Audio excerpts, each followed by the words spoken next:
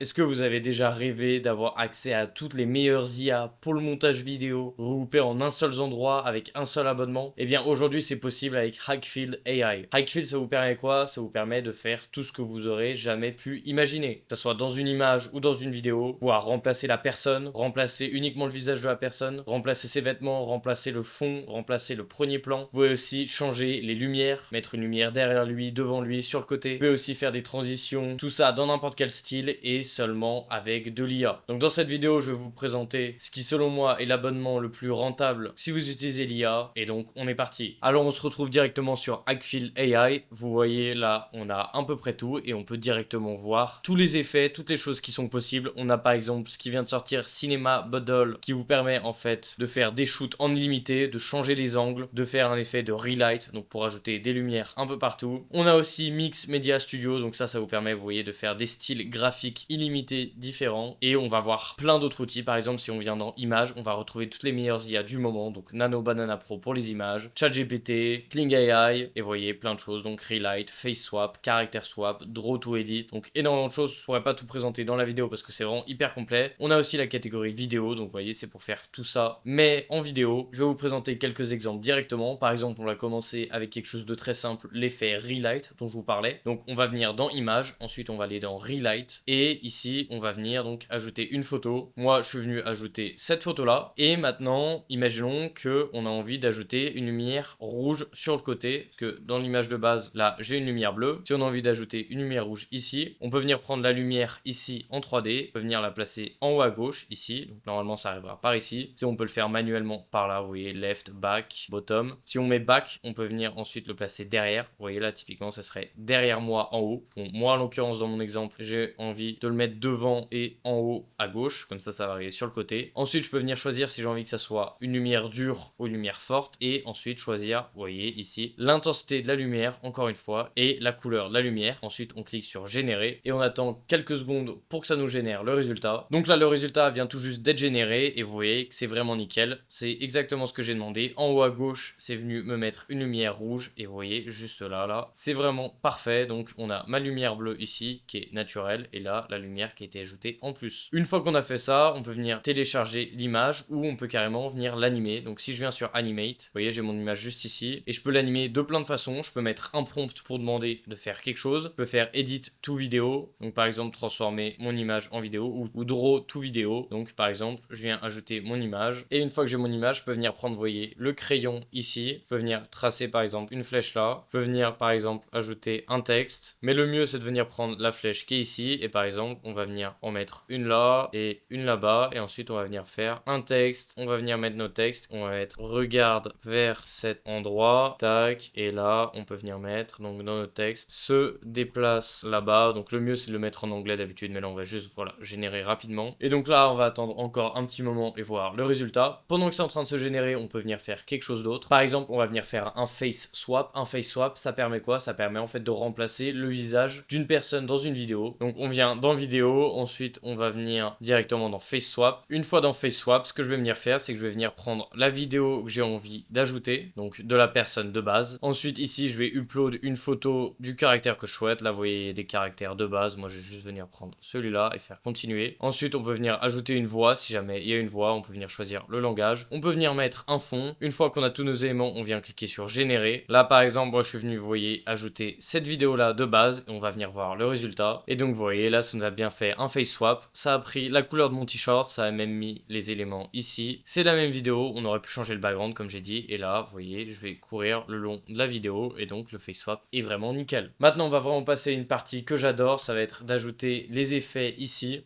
Pour faire ça on va uploader une vidéo. Par exemple là je vais venir prendre la vidéo de cette personne qui est en train de courir. On peut venir choisir le moment de la vidéo, moi je vais choisir les 10 premières secondes. On peut venir choisir la résolution, là je vais mettre en 1K pour que ce soit rapide. Ça va nous ajouter ensuite le framerate. Et là on peut venir choisir, vous voyez, plein d'effets. Et selon l'effet qu'on choisit, on peut venir choisir par exemple la couleur du background, la couleur mid layer et la couleur du personnage principal. Vous voyez il y a énormément d'effets. Donc là allez on va choisir par exemple le premier qui est présenté juste ici. On va venir faire générer. Et vous voyez là ça commence à générer. On va voir le résultat. Et donc là vous voyez qu'on a directement le résultat. Et vous voyez ça a exactement fait l'effet qu'on a demandé. Et sur la vidéo que j'avais ajoutée de base. Donc là le résultat est vraiment très propre. Et comme je vous ai montré, il y a énormément en fait de presets. Là, j'ai pris le preset de base. Il y avait plein d'effets disponibles et tout ça, vous voyez, en moins d'une minute. Maintenant, on va venir passer à Cinema Studio. Donc, Cinema Studio, c'est quoi? Cinema Studio, ça nous permet, vous voyez, de faire des effets spéciaux comme ici. Ça nous permet aussi de faire des caméras setup. Donc, vous voyez, c'est l'effet qui est juste là. Donc, zoomer, dézoomer, ajouter des effets. On peut aussi ajouter une image et on la transforme en vidéo, comme ce qu'il y a juste là. Ajouter un mouvement de caméra, par exemple un zoom, un dézoom. On peut aussi faire des transitions super stylées. Par exemple, vous voyez, transition corbeau ici. Donc, on passe de deux scènes complètement différentes. Et pareil, ça, il y en a plein de presets. Il n'y a pas que celle avec le corbeau. Et sinon, on peut venir, vous voyez, générer différents angles en fait d'une propre vidéo. Donc là, on ajoute une vidéo et après, ça nous met différents angles. Donc voilà, ça fait des choses très très cinématiques.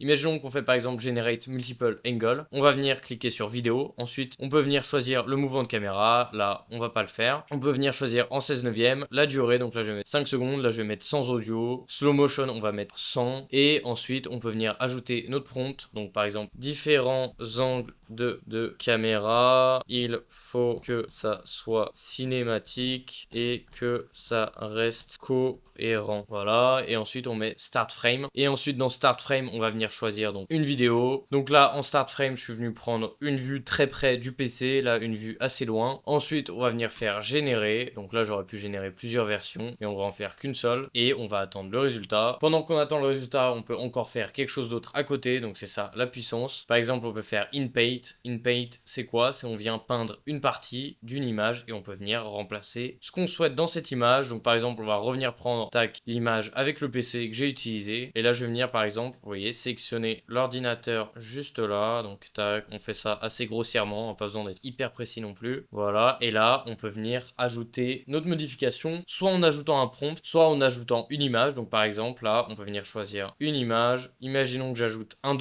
Vous voyez, une image d'$1. Je vais donc écrire dans le prompt, remplace partie sélectionnée par le dollar, fait en sorte que les perspectives soient respectées et réalistes. Ok, on va faire ensuite générer. Et là, on va attendre un petit moment que ça se génère. Pendant ce temps, on va venir regarder ce qu'on avait fait juste avant avec les flèches. Vous voyez, je lui avais demandé de se déplacer là-bas et de regarder à droite. Et regardez la vidéo. Vous voyez, je cligne des yeux. C'est très réaliste. Je regarde à droite. Et ensuite, je vais me déplacer directement. Donc là, il est venu m'ajouter des choses derrière pour en remplir l'image. Mais vous voyez, ça paraît hyper réaliste, encore une fois. Et on voit pas que c'est de l'IA, alors qu'il y a même tous les éléments juste derrière ici. Et donc, c'est vraiment super puissant. Et là, vous voyez que donc, ce qu'on avait fait juste avant, de remplacer le PC avec $1, ça a été fait. Et vous voyez que c'est super réaliste. Le problème, c'est que je lui avais pas dit de rétrécir la taille. Donc là, il l'a fait à la même taille que le PC. Mais vous voyez que l'incrustation se fait vraiment de façon très très bien. On peut regarder aussi ce qu'on a fait juste avant. Donc, de venir générer différents angles de caméra. Et vous voyez que là, ça nous a fait quelque chose de super propre. Tac, une transition vraiment nickel. Donc du premier rush jusqu'à l'autre rush. Et vous voyez, il a généré un visage et il paraît plutôt réaliste. En réalité, là, on a quand même l'impression que c'est la même personne. Et pareil, ça c'est quelque chose qu'on peut venir télécharger très simplement. Et vous voyez, imaginez que vous venez mettre deux images de vous. Donc vous allez dans DaVinci, vous avez votre vidéo, vous faites un freeze frame et vous venez télécharger une image à un moment donné et ensuite une autre image à un autre moment. Vous pouvez faire des transitions hyper réalistes comme ça. Et une bonne chose avec tous les outils que je vous présente, c'est qu'en fait, vous pouvez les assembler ensemble. Par exemple, je peux venir créer une image sur Banana Pro, ensuite faire un face swap pour que sur cette image, il y ait mon visage, et ensuite, avec ça, venir créer des transitions, ou créer des vidéos, ou créer des b-rolls. C'est pour ça que je dis, c'est vraiment illimité, en fait. La seule limite, c'est votre créativité. Si jamais vous trouvez que c'est pas hyper propre, en plus, il y a d'autres outils, par exemple l'outil Rescale, pour venir améliorer la qualité de la vidéo, l'outil Relight que je vous ai déjà présenté pour venir ajouter des lumières, et vous pouvez même changer le background derrière vous hyper simplement, et vos habits aussi, ou peu importe l'élément qui est derrière vous ou devant vous. Et voilà, c'en était tout pour cette vidéo. Le lien vers Hikfield est dans la description, donc si vous êtes intéressé, allez dessus. Si vous avez des questions par rapport à ça, n'hésitez pas à me les poser en commentaire, et si on se revoit pour une prochaine vidéo, allez à plus.